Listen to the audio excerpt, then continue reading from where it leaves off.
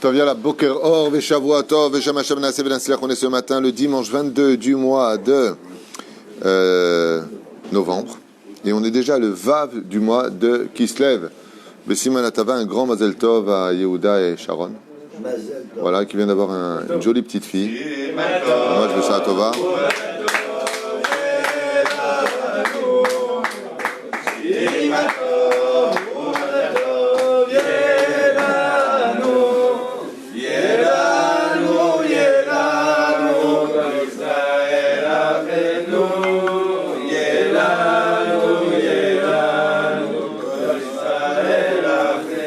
Un grand Mazel Tov à toutes les familles, Bezrat Hashem. Et je me retrouve encore grand-père d'une petite fille magnifique, Baruch Hashem, qui ait le mérite de la faire grandir sur le chemin de la Torah, des mitzvot, de la tzniout, en Eretz Israël, Bezrat Hashem. ותזכה לזוג הגון, בריאות איתנה, אריכות ימים, יראת שמיים, בעזרת השם.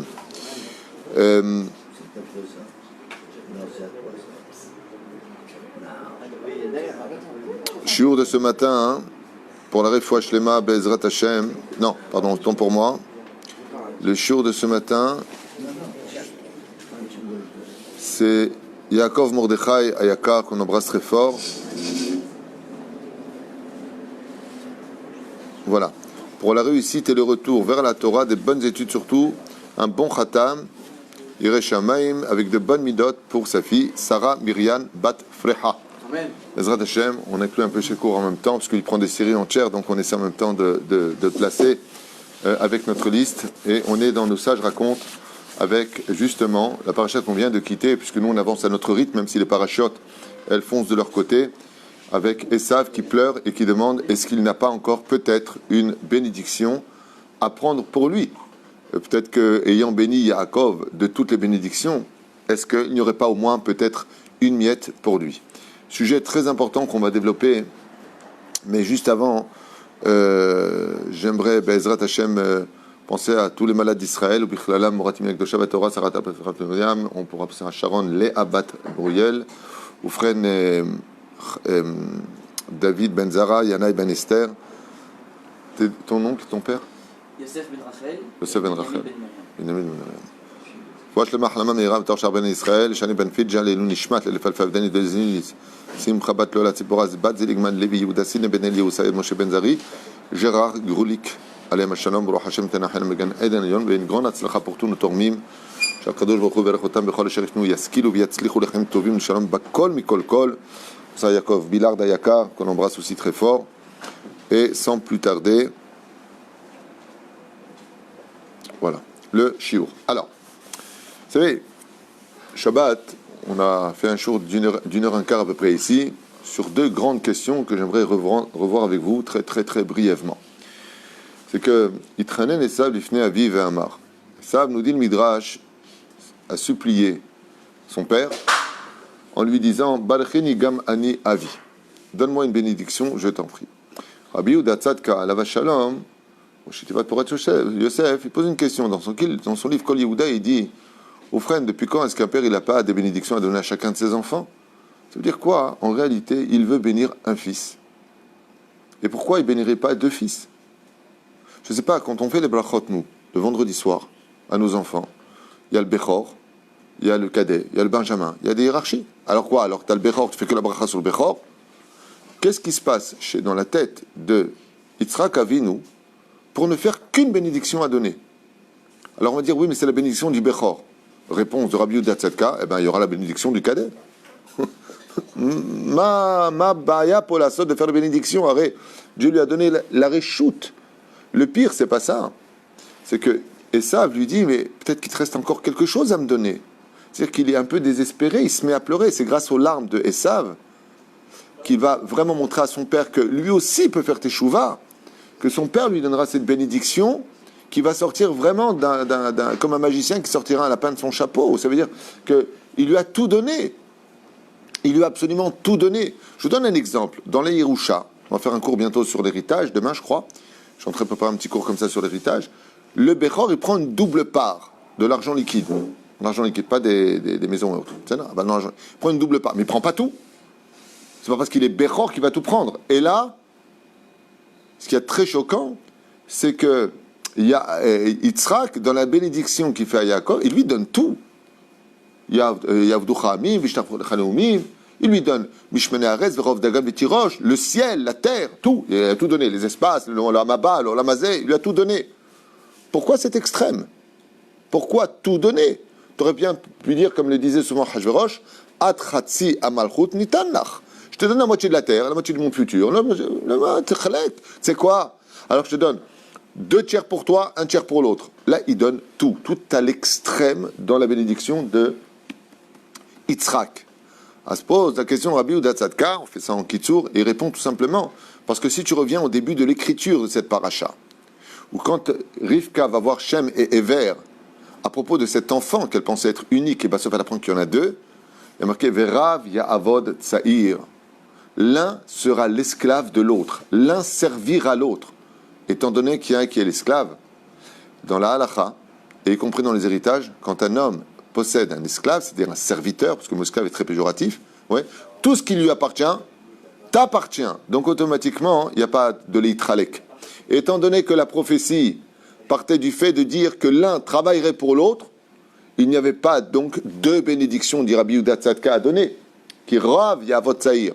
Et c'est pour cela que quand on voit le texte de la bénédiction que va faire Yitzhak à Esav, il lui dit 2 choses. Je vais te donner une terre, et par ton épée tu vivras. Mais, ça veut dire comment à la fin de la bénédiction? Tu serviras ton frère. Ça veut dire qu'il confirme la bénédiction qu'à la fin des temps, donc je lis des textes, hein, ils vont couper, prendre la photo, ils adorent faire ça sur YouTube, t'as vu ce qu'il a dit et tout, on va couper, on va juste montrer ça hors du contexte pour faire regarder les rabbins fanatiques, religieux, ce qu'ils disent, ils adorent. Et les gens en plus, ils regardent comme ça, ils disent, t'as vu ce qu'il a dit?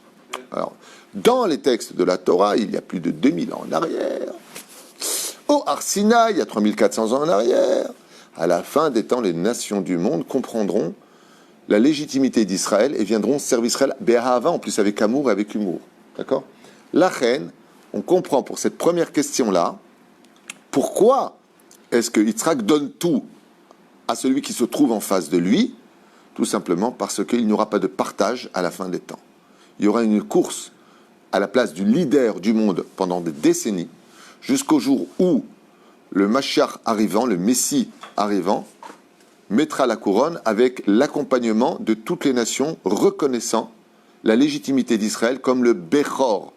Et c'est une bonne nouvelle. Vous savez qu'il y a quelque chose qui fait peur au niveau des nations du monde, qui crée un peu de la haine. Le peuple élu, ça dérange. Le peuple élu, ça dérange. C'est-à-dire, vous êtes le peuple élu et nous, on est quoi? On dit que la vraie notion de la Torah, peuple élu, veut dire peuple a donné l'exemple. Et si on est les Bechorim, ça veut dire qu'on admet qu'il y a des cadets et des benjamins. Dans une famille, on dit souvent que le petit dernier, c'est le préféré. Ce qui paraît. Moi, je suis le dernier, mais ce qui paraît. Ce qui paraît. Je n'ai pas été le préféré spécialement, mais à ce qui paraît. La reine, eh ben, quand tu dis Bechor, tu présentes ta famille. Tu dis, voilà mon aîné, voilà mon cadet, voilà mon benjamin. Ça ne veut pas dire que les autres valent moins que l'aîné. Mais ça veut dire que l'aîné, il a un rôle à jouer plus important. C'est d'ailleurs souvent le deuxième papa. La grand-mère pose la question, elle dit pourquoi l'aîné il a un double héritage? Parce qu'il est né le premier, c'est un peu bizarre, hein, ça fait un peu asbana, tu pousses, qu'est-ce que tu es en train de pousser? Elle dit, parce qu'en réalité l'aîné c'est lui qui prend toutes les engueulades de l'éducation des autres, il est le responsable, c'est lui qui les garde, c'est lui qui se prive. Alors étant donné qu'il s'est donné pour les autres, il convient que les autres lui donnent une partie de leur dîme de l'héritage. Juste qu'on comprenne un petit peu le ta'am de la Torah, madwa mipnema, kach ne'esu advarim. Velachen, ici, la première question, c'est pourquoi Béhémet qu'une seule bracha, et on comprend maintenant pourquoi il n'y a eu qu'une seule bracha à donner, car l'autre devra le servir, comme on a vu Antonin, empereur de Rome, qui s'est mis à 4 pattes, on l'avait vu ensemble la semaine dernière, et Rabbi Yehuda Hanassi était gêné que l'empereur de Rome se mette à 4 pattes pour qu'il puisse monter sur son dos et atteindre son lit. C'était des lits qui étaient très hauts, comme vous pouvez le constater au château de Versailles, les lits de Louis XVI, du XIV, c'est des lits qui étaient très très hauts. Et qu'est-ce qu'il lui a répondu Antonin? Il lui a dit, mais je ne fais qu'accomplir ce que la Torah demande. Et c'est un honneur pour moi, lui a dit Antonin à Rabbi Yehuda Hanassi, que mon dos te serve de marche pour que tu puisses aller te reposer et étudier ta sainte Torah. Il n'a pas fait contrarié, il a fait Bekef. Zéperouche d'abord. Top. C'était la première parenthèse. Deuxième parenthèse, que quelqu'un m'a posé ce matin comme question, il a dit, comment ça se fait que Rivka, elle s'est mêlée de l'affaire? On a vu Sarah dire envoie Agar, mais c'est bizarre parce que elle aurait très bien pu dire à Yitzhak, non, ne bénis pas Esav, bénis Yaakov. Vous avez le tralouite comme ça, derrière le dos de Yitzhak, qui se fait. C'est une grande question qui m'a été posée ce matin, très intéressante. D'accord ? Sarah, quand elle veut que Yitzhak soit le seul héritier et que Ishmaël soit renvoyé, elle ne fait pas derrière le dos. Elle ne dit pas Yitzhak, viens, tu sais ce que tu vas faire, on va faire un piège. Pas du tout. Elle va voir son mari, elle lui dit, bah allez, ma. Il lui dit, Ishmaël, c'est un rachat. Il dit, d'accord, et alors ? Il faut que tu le vires. Oui, mais enfin bon, tu comprends que ça se fait pas, c'est quand même mon fils. Dieu, il vient, il lui dit, hey, écoute la voix de Sarah. Et Abraham, il dit, ah, c'est confirmé par le patron. Dégage. Très bien. Rivka, elle voit ce qui se passe. Normalement, elle aurait dû venir voir son mari. Et elle lui dit, Doraniane, je t'ai préparé un couscous boulette, tu vas kiffer ta race. Oui, voilà. Il y a juste un truc qui se passe. Toi, tu es un peu aveugle. Hein, c'est pas un jeu de mots parce qu'il est aveugle. Mais sache que celui qu'il faut que tu bénisses, c'est Yaakov. Et là, il y aurait une batte-colle qui serait sortie et qui aurait dit Shma Bekol Rivka. Qu'est-ce qu'aurait fait Yitzhak ? Bah, tout comme toi, tu as vécu ça. On a viré Ishmaël pour toi. Bah, tu dois très bien comprendre que tu dois virer à l'image de ton père Esav. Et puis, Nigmar Sipour, il n'y a pas eu tout ce balagan. Ouais. Chez l'Agdola, alors. Très bonne question. Alors, pour revenir un petit peu en arrière, pour comprendre ça, cette grande parenthèse de l'étude, il faut revenir un petit peu dans les réincarnations. Parce que tout ça est mêlé à la réincarnation. Vous savez que les Avot Akdoshim, Abraham, Yitzhak, Yaakov, ainsi que les Arba, Imaot, les 4 matriarches, sont la réincarnation de Adam et Ève. Et chacun d'eux est venu réparer une partie de la faute. Abraham est venu réparer l'idolâtrie, Yitzhak est venu réparer le meurtre, Yaakov l'inceste. Les 3 sont venus réparer les 3 fautes principales qui furent commises à la faute originelle. Quand on revient à la base, on sait que Yaakov, c'est la réincarnation de Adam Arishon. Et on sait que Yitzhak, c'est la réincarnation de Adam Arishon, Nefesh Ruach Neshama. Rivka aussi, c'est la réincarnation de Ève. Donc qui c'est Esav ? C'est le Nachash. Pourquoi on dit que ses yeux ont sauté, qui sont tombés ? Car les yeux de Esav, c'était les yeux du Nachash. Pourquoi on ne se tient qu'aux yeux ? Parce qu'on sait qu'un homme aveugle est considéré comme mort. Ça veut dire que qu'est-ce qui fait avancer un homme dans ce monde ? Ce sont ses yeux. Il a les yeux plus gros que le ventre. Vous connaissez cette signification. Et la reine, étant donné que, si vous revenez en décalcage, qu'est-ce qui s'est passé dans la faute originelle ? Le serpent, il est venu voir qui ? Ève. Et en dehors de la connaissance de Adam Arishon. Ensuite, c'est Ève qui est partie voir Adam et qui lui a donné à manger. Et il y en a qui disent à boire. Vous vous rappelez de tout ça ? Ne mange pas du Etz Hadat. Bassof, elle lui a pressé, c'est devenu boire. Ici, c'est le tikkun. Ça veut dire quoi ? C'est magnifique que vous allez entendre. C'est que maintenant, Rivka sait qu'elle doit réparer le Etz Hadat. Donc, tout comme ça s'est passé, ça doit se repasser. Ça s'est passé dans le dos d'Adam Arishon. Il faut que ça se passe derrière le dos de Yitzhak Avinu. Elle l'appelle Yaakov, qui n'est autre que lui aussi la réincarnation d'Adam Arishon. Et elle lui dit, il va falloir que tu récupères les bénédictions. Pourquoi ? Pour réparer les 10 malédictions, qui commencent par Kotz Vedardar Tatzmiach. Quand tu vas labourer la terre, tu récupéreras des onces. Tu mangeras à la sueur de ton front. Vous regardez la bénédiction, Vaïtan Lecha Haelokim. La bénédiction de Yitzhak vient annuler les 10 malédictions que Dieu proféra dans la faute originelle. Si vous regardez bien. Le blé et le vin seront en abondance. Alors dans ce cas-là, tu as annulé toutes les malédictions que Dieu a proférées. Mais la reine, Rivka, est obligée de venir réparer sur les mêmes pas qui ont été commis. C'est-à-dire, tout s'est passé dans le secret des choses, ainsi donc je vais réparer. J'ai parlé avec le Nachash, maintenant je parle avec Adam Arishon, qui n'est autre que Yaakov. La perfection d'Adam Arishon, c'est Yaakov. D'accord ? Elle l'appelle. Et elle lui dit maintenant quoi ? Récupère le manteau. Mazotomeret. Ce qui a été fait dans la faute, d'où vient ce manteau ? Il y en a qui disent que ce manteau, il vient du serpent lui-même, quand il a mué. Elle lui repose à l'intérieur, non pas pour la vera maintenant, mais pour la mitzvah. Mais la reine, Arshav, lui, qu'est-ce qu'il fait ?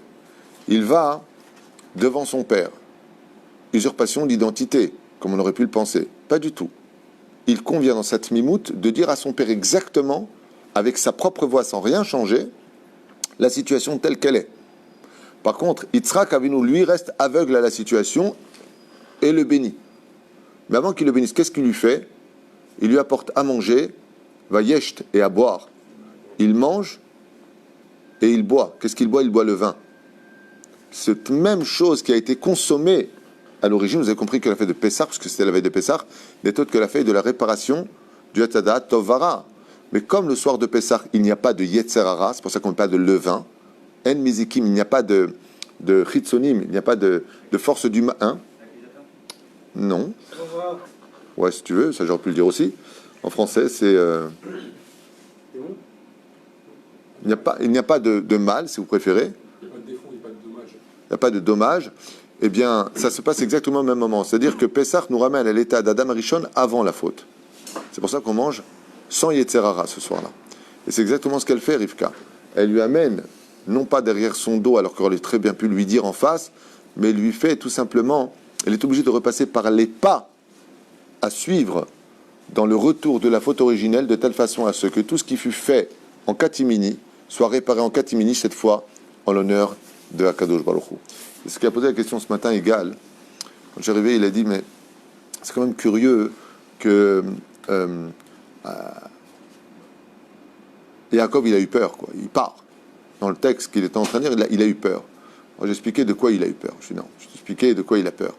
Il n'a pas peur de Esav du tout. Hein. Yaakov, il peut en manger 10 par jour des Esav. Il s'en sert comme cure-dent avec ses os. C'est pas ce qui le dérange. Au niveau physique, il n'a aucune chance et on le voit dans le texte. En lo shum sikou il atzler kenegdo, car la shrina est avec lui. Il ne peut rien faire. C'est-à-dire, alors de quoi il a peur? En réalité, il y a un combat d'idéologie qui est extraordinaire. C'est que, pourquoi ils se battent pour le droit d'aînesse? Qu'est-ce que promet le droit d'aînesse? Le monde futur et le monde de l'abondance. Très bien. Où est-ce qu'il y avait cette notion de ne pas mourir et l'abondance sans fin? Avant la faute originelle, dans le Gan Eden. On est bien d'accord. Donc maintenant, de quoi il a peur? Adam Arishon, c'est lui qui a porté la mort dans le monde. Ouais. Et ça, lui dit, mais tu veux savoir pourquoi la légitimité, elle vient chez moi?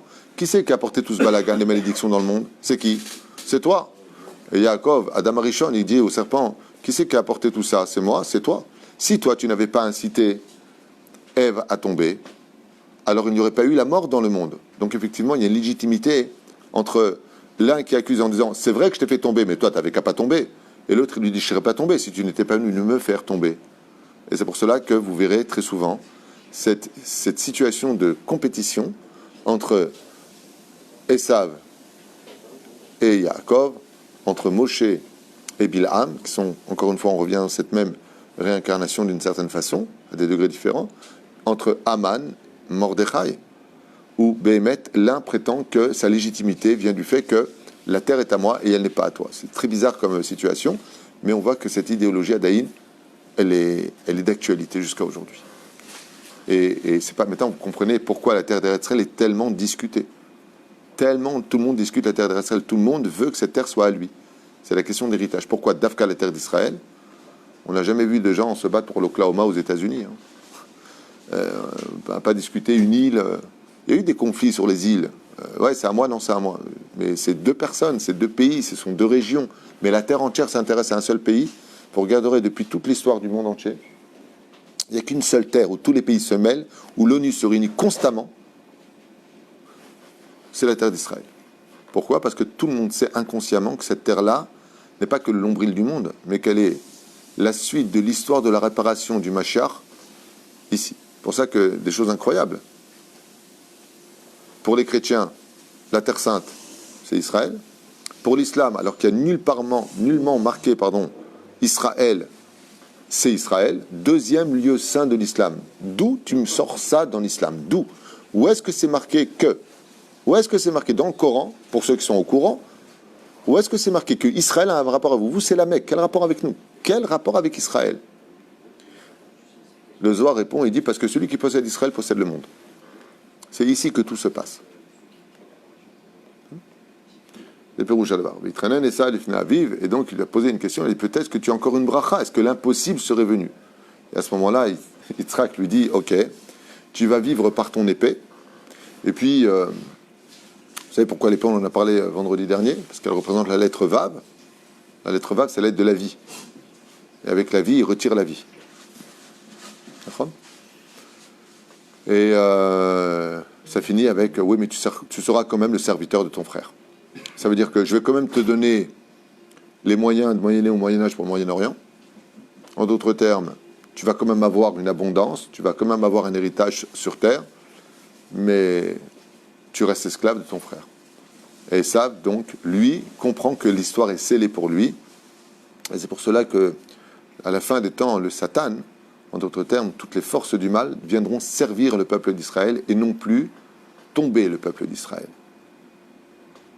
Il y aura une shrita qui aura lieu à la fin des temps. Une shrita, c'est sur le Satan, un abattoir sur le Satan. Comme ça dit la Gemara, Va'alu Moshim be'ar tzion lishpot et Esav, viendra Kadosh Baruch Hu emmener les nations du monde au jugement final.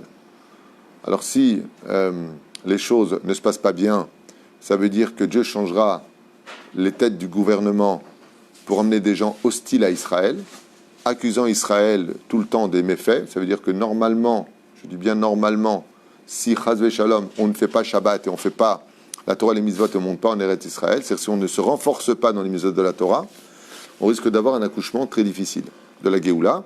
C'est-à-dire que selon nos livres à nous, les Juifs, selon nos livres à nous, il y aurait une guerre qui se lèvera entre l'islam et la chrétienté, selon nos livres.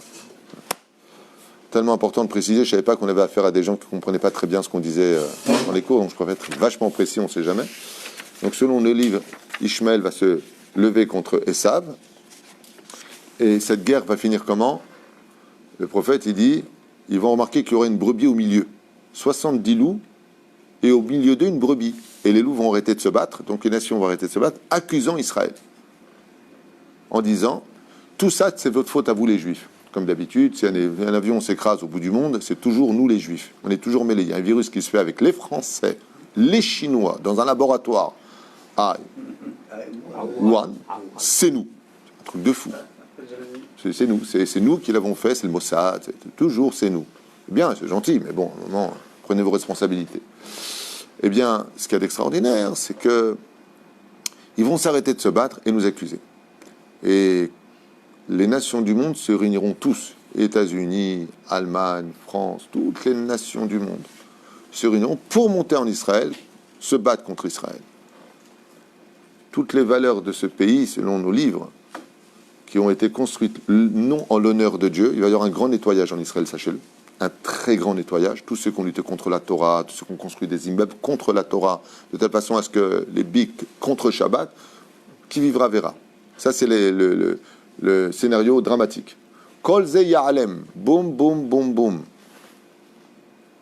Et on sera obligé de quitter nos maisons. Et pourquoi Dieu fait ça? Il veut les amener devant le palais de justice, ou à Jérusalem. Va'alu Moshim be'ar Tzion, lishpot et ar Esav, pour juger la situation de Esav. Ah ouais. Ce qui fait que l'endroit le plus sûr au monde, ce sera où à la fin des temps? Jérusalem. Ça veut dire que c'est comme si un océan vient envahir le monde et il y a une tour qui est très haute. Le seul endroit où tu peux aller, c'est où? Sur la tour qui est haute, pour éviter de mourir noyé. L'endroit le plus sûr au monde à la fin des temps, c'est-à-dire de nos jours, ce sera Israël.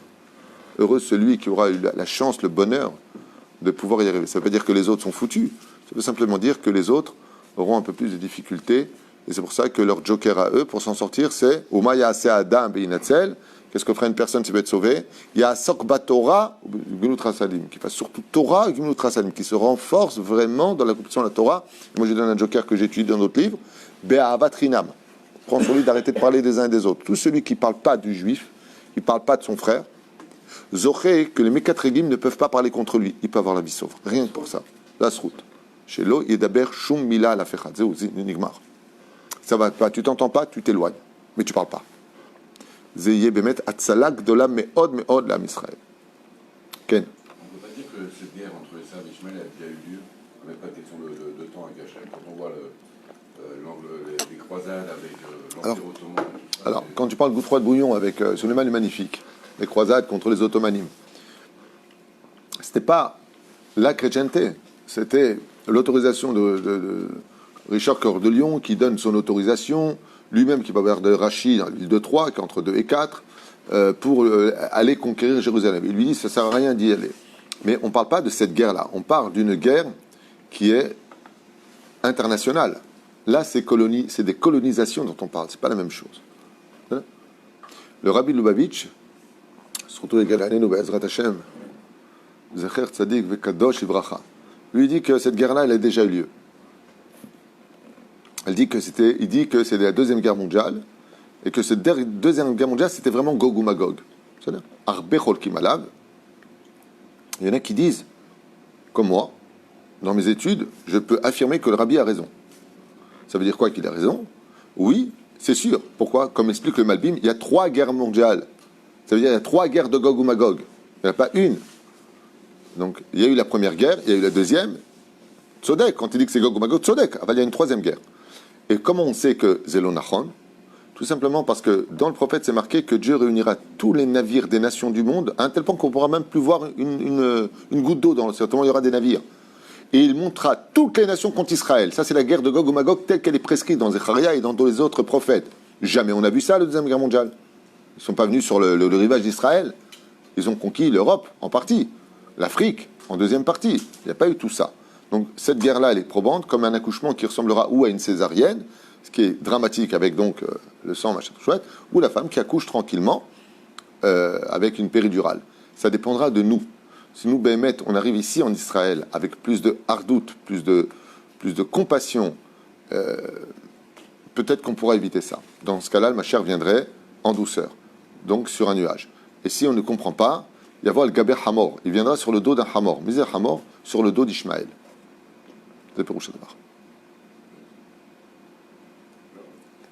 Non, ça fait peur. Non, ça fait pas. Pourquoi ça fait peur? Ça fait pas peur. Tu sais, quand tu dois te faire opérer, tu fais opérer, hein, dans la sorte. Seulement quoi? Il faut faire tchouva. Dieu nous a donné... Regarde, tu sais à quoi ça ressemble, Sadik? C'est comme si tu as un grand professeur qui vient et te regarde. C'est pas compliqué. Ou tu prends le cachet qui est là, ou je te fais une opération. Tu dis, ça fait peur. Ben, prends le cachet. T'auras pas peur. C'est pas compliqué. Qu'est-ce qu'il dit? Non, moi je me posais une question. Comment ça se fait, à partir du moment où on a été prévu pour être le peuple élu, comment ça se fait qu'en nombre, depuis 2500 ans, on n'a pas pu, je veux dire, supplanter un petit peu les autres peuples, puisqu'on est toujours en nombre très réduit. Au niveau du peuple... Alors c'est une excellente question. Pourquoi, donc, dans ce cas-là, il n'y a pas de rapport avec le sujet, mais c'est quand même une bonne question. Pourquoi, dans ce cas-là, on est le plus petit des peuples, comme c'est marqué dans le Sefer HaKuzari? Et s'étonne le roi des Khazars en disant, mais comment vous pouvez être un peuple leader alors que vous êtes les plus petits? Tu as remarqué que quand on envoie des éclaireurs, on n'en envoie que 2, alors que tous les bataillons sont derrière. Donc il n'y a pas de quoi s'étonner, car être le peuple élu dans le judaïsme signifie être les éclaireurs du monde. Nous allons prévenir où poser les pas pour les nations du monde, comment évoluer dans le service divin. Voilà notre rôle. Et c'est pour ça que quand tu lis la théologie chrétienne, tu remarqueras que toutes leurs cérémonies, le mikvé, la conversion, comment eux ils le font, le prêtre qui passe avec l'encens, c'est le Kohen Gadol, les habits qu'ils portent de l'archevêque, c'est les bgadim plus ou moins qui ressemblent à ce que nous avons. Le carré blanc, c'est parce que c'est interdit au moins de 12 ans. Je ne sais pas, ils ont des trucs que je ne connais pas par contre. Avalma Sheken, c'est pas étonnant. Maintenant, le Harizal, il répond à cette question de façon beaucoup plus boum. Parce que tu poses une question, pourquoi on est le plus petit des peuples? C'est parce que les nations du monde n'ont pas de résurrection des morts. Sauf s'ils font les 7 lois noachid, Abalki Karon, En Laim. Alors nous, je t'explique. Kol Israël yesh laim halek l'olam haba. Si tu prends à chaque génération, petit, plus petit, plus petit, plus petit, plus petit, le Harizal, il dit qu'il y aura une résurrection de plus de 6 milliards de juifs sur Terre. Le Harizal, il a fait le compte. Il dit qu'en Eretz Israël vivront, à la résurrection des morts, plus de 6 milliards. D'un coup, tu vas te retrouver avec le peuple chinois, le plus petit peuple du monde. Ça veut dire que, pourquoi est-ce qu'on est si peu nombreux dans l'absolu? Le Harizal, il dit, en réalité, on n'est pas peu nombreux, parce que nous, quand on meurt, quand on décède, on ne meurt pas. Beth Achaïm, la maison des vivants. On va juste dormir. Ce qui fait qu'en réalité, quand aujourd'hui on dit qu'on est 14 millions de juifs sur Terre, t'enlèves tous les réformistes, les libéraux, celui dont la mère n'est vraiment pas juive, t'arrives peut-être à 8-9 millions réellement. Ouais, oui, 8-9 millions là maintenant, 8-9 millions avant, 8-9 millions. T'arrives à la fin totale de la fin des temps. Qu'est-ce que c'est un juif qui n'est pas sur Terre, qui est sous Terre? C'est un juif qui est Becheder Amtana. Il est dans un lieu salle d'attente. Il attend. Qu'est-ce qu'il attend? C'est-à-dire que si les nations du monde ouvraient la salle d'attente, oh punaise! Referme vite là. Les 6 millions de juifs que nous avons perdus, qui en réalité étaient beaucoup plus, hormis le fait que les chiffres étaient erronés, puisqu'on a retrouvé encore 3 millions d'archives dans les caves en Autriche. Donc c'est pas 6, mais 9 millions de juifs. Mais laisse tomber, on va t'en dire 6 millions, c'est pas important. Combien ils auraient eu d'enfants aujourd'hui? 6 serait devenu au minimum combien? Fois 5. Donc on parle de 30 millions. Et où est-ce que c'est marqué qu'il faut compter comme ça? Parce qu'il y a marqué, quand Caïn a tué Evel, les sangs de ton frère crient vers moi. Les sangs. Le sang. Non. En tuant lui, tu tues toute sa descendance. Eux aussi sont morts à cause de ce meurtre. Et la reine, c'est des millions et des millions. Eh bien, ces 6 millions de juifs qui sont partis, ils se relèveront tous à Triatabetim. Et quand on va se réunir à la fin des temps, on va être tellement nombreux que toi, Zerbib, tu vas me dire j'ai pas de place pour respirer. Tu vois ce que je veux dire? Aval Eretz Israël s'appelle Eretz Zvi. C'est une terre qui s'élargit, si on a besoin, puisque à la fin des temps, à ce qui paraît, je ne sais pas, c'est marqué dans les textes, je ne sais pas. Moi, je ne sais pas. Moi, je ne sais rien d'ailleurs. Moi, je suis le Roger Giquel de la Torah, je lis ce qu'il y a marqué, on me donne des dossiers, je lis. À la fin des temps, tout Israël deviendra Jérusalem et toute la terre deviendra Israël. Intéressant. Je te verrai bien à Tombouctou, toi. Voilà. Qui vivra verra. L'islam va dire pas du tout c'est nous, les chrétiens vont dire mais pas du tout c'est nous, les bouddhistes pas du tout c'est nous, les katim, les katotes, les sectes, chacun croit en ce qu'il veut. Nous on a une Torah qui est de vérité et on sait que tout ce qui a marqué jusqu'à maintenant s'est réalisé. La reine, il est impératif pour les juifs de comprendre que Béhémet, notre potion magique, c'est la Torah et que notre druide, c'est la halacha. Si on comprend ça, Zachinou l'arbet varim. Et je peux te dire une chose, que le plus grand regret qu'on risque d'avoir à la fin des temps, c'est d'avoir perdu du temps à le gaspiller, alors qu'on aurait pu avoir ça depuis très longtemps. C'est comme un père, il a acheté une maison magnifique à son fils, mais magnifique. Une voiture Chaval al-Azman, la Audi A8 injection noire. Chaval al-Azman. Il lui a acheté tous les habits les plus merveilleux du monde. Il a 3 femmes de ménage qui l'attendent, plus un majordome. Et lui, il vit dans son studio, et il ne veut pas sortir du studio. Il vit dans un studio miteux, dans un quartier miteux, avec une vie médiocre. Et son père, il n'arrête pas de lui dire, tu ne veux pas venir? Je t'attends, tu veux pas venir? Ouais, papa, attends, je suis encore occupé. Papa, regarde, je finis un feuilleton. Papa, regarde. Puis à la fin, il est quand même venu. Quand il a vu ça, il s'est mis à pleurer. Et il pleure. Je dis, ça va, mon fils, ça fait 2 heures, 3 heures que tu pleures. Il dit, mais papa, je pleure pas pour ce que tu m'as donné. De joie, j'ai pleuré pendant 2 heures. Mais la 3e heure que je pleure, c'est combien j'ai été bête de ne pas être venu avant. Comme magnifique, combien on pleure. Le pire, c'est pas que nous. Les nations du monde aussi vont pleurer. Si on avait su ce que... Parce que les nations du monde ont tout à gagner avec la Géoula. La Géoula du Mashiach, c'est pas la rédemption du peuple d'Israël. C'est la rédemption de toutes les nations du monde. Les nations vont venir faire des korbanot au Beth Amikdash. Il va y avoir une effervescence dans le monde. Il n'y aura plus d'armes, il n'y aura plus de haine, il n'y aura plus de tu prends le métro, t'as peur. Il n'y aura plus ça du tout. Il y aura une connaissance de Dieu et un amour respectable pour chacun à un tel degré qu'on n'aura plus des gouvernements corrompus, on n'aura plus de ces problèmes du tout.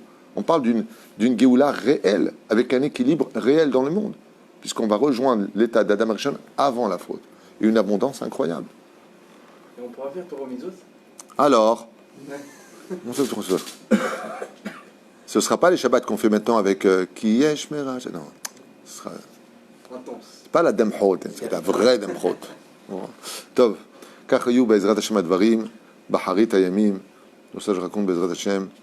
On souhaite un bon Hatan pour la fille Sarah de notre ami Mordechai Yaakov. Que cette étude lui vienne en aide et que chaque juif Bezrat Hashem comprenne que tant bien que mal, avec difficulté ou mérite, chaque juif a sa place sur la terre d'Eretz Israël et que chaque juif aussi a sa place pour vivre la Géoula. C'est juste à lui d'aller, Bessach HaKol, venir s'y asseoir. Baruch Adonai, Leolam Amen, Ve Amen.